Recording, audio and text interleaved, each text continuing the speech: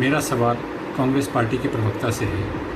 इतने सालों में आपने इतने पाप करे हुए हैं जो कभी ना कभी बाहर निकल के आते रहेंगे। एक समय ऐसा आएगा आपको कहीं छुपने के लिए जगह नहीं मिलेगी। आपने ऐसा क्यों किया?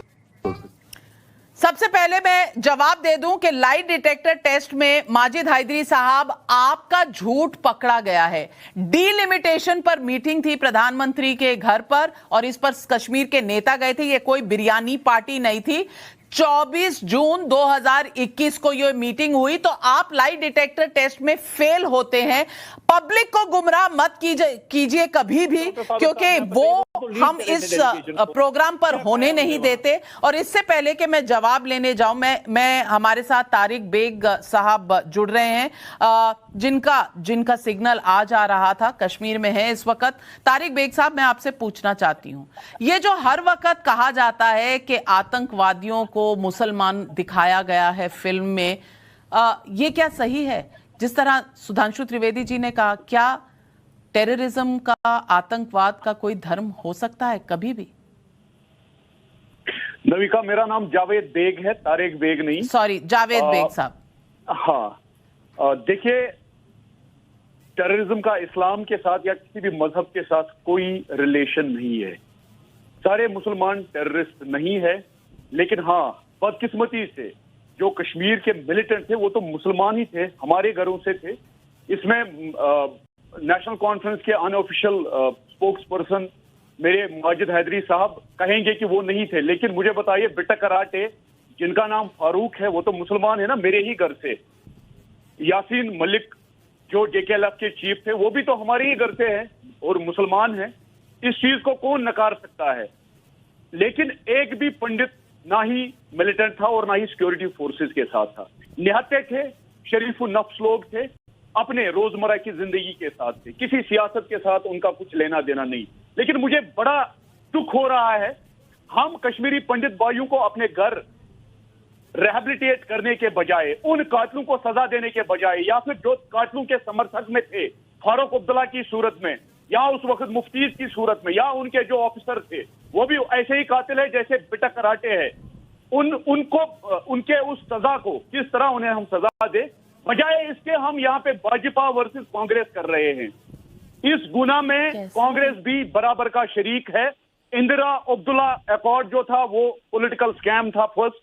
दूसरा पॉलिटिकल स्कैम जो है वो अब्दुल्ला शेख फारूक राजीव अकॉर्ड था। और सबसे बड़ा जो डाका, सियासी डाका जो जमहूरियत पे डाला गया, जमहूरियत जैसे मुतबरक और मुकद्दस इंस्टीट्यूशन पे, वो फारूक अब्दुल्ला ने 87 में डाला जब उसने इलेक्शन रिग किए। और माजिद हैदरी साहब अभी बता रहे थे कि 96 के बाद फारूक अब्दुल्ला वापस आकर झंडा लहरा रहे थे। नहीं, ये झूठ है।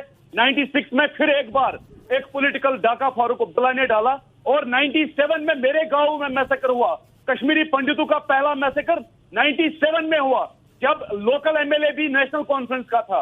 98 में वंधामा हुआ और 2003 में नादी मरग हुआ। शायद हिस्ट्री इनने नहीं पढ़ी है, मैं इनको थोड़ा सा बता रहा हूं। 21 मार्च 97 में पहला मैसेकर कश्मीरी पंडितों का हुआ और उस वक्त फारूक अब्दुल्ला चीफ मिनिस्टर थे, बदकिस्मती से। तो जो सजा बिट्टा कराटे को मिलनी चाहिए, उस सजा के हकदार फारूक अब्दुल्ला भी है, या फिर फारूक अब्दुल्ला के साथ जो उनकी टीम थी उस वक्त सेंट्रल में जो गवर्नमेंट थी वो भी बराबर की जिम्मेदार है। जिस तरह मैं बार बार बताता हूं कि कश्मीरियों ने, कश्मीर के मुसलमानों ने कश्मीरी पंडितों को नहीं मारा, लेकिन जिन्होंने मारा, जो पाकिस्तान के दहशतगर्दों के साथ थे, वो बदकिस्मती से हमारे ही मुसलमान थे। कश्मीर के मिलिटेंट वो और किसी मजहब के साथ मुंसलिक नहीं थे। ये बदकिस्मती है और मुझे बिल्कुल शर्मिंदगी महसूस होती है ये कहने में। राशिद अलवी साहब, जावेद बेग भी कश्मीर के हैं और जावेद बेग को जो सच नजर आता है वो क्यों आपको नहीं नजर आता, माजिद हैदरी साहब को नहीं नजर आता? क्यों है ये? नहीं, आप गलत कह रही हैं, आप गलत कह रही हैं। मुझे पूरा नजर आता है, मेरी पूरी हमदर्दी उनके साथ है। कांग्रेस पार्टी ने अपनी सरकार में हर पंडित भाई की फैमिली को 6,000 रुपए दिए, 18,000 लोगों को वापस बसाया है। मुझे ये बताएं, सुधांशु बैठे हुए हैं, कि अटल जी की सरकार में और अब मोदी जी की सरकार में कितने लोगों को बसाया गया। आज तो सरकार इनकी है, आज तो ये बसाएंगे। मैं बिल्कुल ये नहीं कह रहा हूं कि पंडितों के साथ ज्यादती नहीं हुई है। और मैं ये भी बता दूं, 58,000 लोगों का जो रजिस्ट्रेशन सिर्फ आपकी सहानुभूति, आपकी संवेदना, ये क्या बहुत है। और सुधांशु त्रिवेदी जी, हर बार सवाल यही है कि 13 साल, इन 32 सालों में 13 साल बीजेपी सरकार के थे, तो जवाबदेही आपकी बनती है। 88-89 में जो हुआ सो हुआ।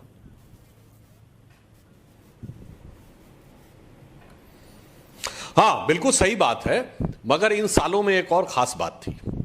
क्या आपको पता है कि कश्मीर सेकुलर स्टेट नहीं था।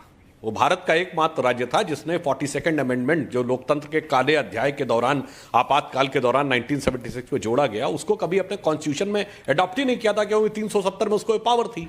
वो हुआ है सेकुलर 5 अगस्त 2019 को। तो 2.5 साल में हमने जो कुछ भी काम किया है, हम उसका पूरा आपको हिसाब दे रहे हैं। जनाब, जो आपने बात कही, हम ईमानदारी की, हम फिगर्स की ऐसे नहीं कहते। हमने 920 करोड़ रुपए कश्मीरी पंडितों की 6,000 बस्तियों को बताने के लिए किए हैं। 3,000 उनके लिए स्टेट में जॉब्स क्रिएट किए हैं। 1,000 कुछ 100 अलग हैं जो प्रधानमंत्री डेवलपमेंट प्रोजेक्ट में है, और जो 3,000 क्रिएट किए उसमें 1,900 पे अपॉइंटमेंट हो चुका है, और 1,098 ऐसे हैं जिन पर की अपॉइंटमेंट लेटर जारी हो चुका है, परंतु वो प्रोसेस होने में। हाँ, ये भी हम ईमानदारी से बोल रहे हैं, हम सिर्फ 610 कश्मीरी फैमिलियों को वापस लाने में सफल हुए हैं और उनको उनकी जमीन का हक दिलाया है। ये हमारी ईमानदारी है, क्योंकि अब सेकुलर हो गया है कश्मीर। अब वहां ना ISIS का झंडा दिखता है, ना पाकिस्तान का झंडा दिखता है, ना पाकिस्तान जिंदाबाद के नारे दिखते हैं, ना जुमे की नमाज के बाद कोई हुजूम में जुनूनी भीड़ दिखती है जो किसी इंस्पेक्टर अयूब पंडित को मार दे। और जिन लोगों ने ये कहा, सुनिए, अरे जनाब सुनिए ना, जिन लोगों ने ये कहा था कि तिरंगे को कंधा देने वाला नहीं मिलेगा, वो 26 जनवरी को देखे डल लेक पे क्या कतार थी। इसलिए मैं, हाँ बिल्कुल, कारण जानते क्या है कि अब उन आतंकवादियों को समझ में आ गया कि वो अब फौज से लड़ने की स्थिति में नहीं है, तो किसी बिहार के मजदूर को, किसी गोलगप्पे वाले को मार देते। पर चिंता मत करिए, ढूंढ ढूंढ कर हमारी सरकार कार्रवाई करेगी। यूपी में बुलडोजर चला था, कश्मीर में वैक्यूम क्लीनर चलेगा। जैसे वैक्यूम क्लीनर कोने में बैठे हुए लोगों की सफाई करता है, हमारे सरकार में रहते हुए नहीं, तो हमें भी पुराना कश्मीर नहीं चाहिए जहां कश्मीरी हिंदू जा भी ना सके। लेकिन हमें वो नया कश्मीर नहीं चाहिए, वो नहीं, आप चिंता मत करिए, हमें पुराना वाला कश्मीर नहीं चाहिए जहां कश्मीरी हिंदू जा ही नहीं सकते। तो माजिद हैदरी साहब, कुछ नई आदतें आपको भी डालनी पड़ेंगी। मैं नाविका जी जवाब 370 हट जी जी, जब आपको सुधांशु जी जवाब दे रहे हैं, सुधांशु जी जवाब दे रहे हैं, सुधांशु जी का जवाब सुन लीजिए। 1 मिनट, माजिद हैदरी साहब सुन लीजिए जी। माजिद हैदरी जी सुनिए साहब, हमें हरगिज वो कश्मीर नहीं चाहिए जिसमें ISIS के नारे लगते हों, जिसमें तेरा मेरा रिश्ता क्या ला इलाहा इल्लल्लाह। हमें वो कश्मीर भी नहीं चाहिए जिसमें मस्तगुल चरारे शरीफ को जलाकर चला जाता है। हमें वो कश्मीर नहीं अब रहेगा जो हजरत बल में जाकर कब्जा कर लिया जाता नवंबर 93 में, और बाहर से बिरयानी भेजी जाती है उनको। अब वो कश्मीर नहीं चाहिए जहां सूफी संगीत का एक भी मरकज नहीं रहा। 4 सिलसिले थे, आप ज्ञानी व्यक्ति हैं, बताइए, नक्शबंदी, सोहरावर्दी, चिश्ती, कादरी, एक भी नहीं बचा। अब हम वो कश्मीर है जहां सूफी संगीत भी होगा, जहां पर अमरनाथ भी होंगे, जहां पर राधा अष्टमी का भी त्योहार होगा, और जहां जो कश्यप ऋषि की परंपरा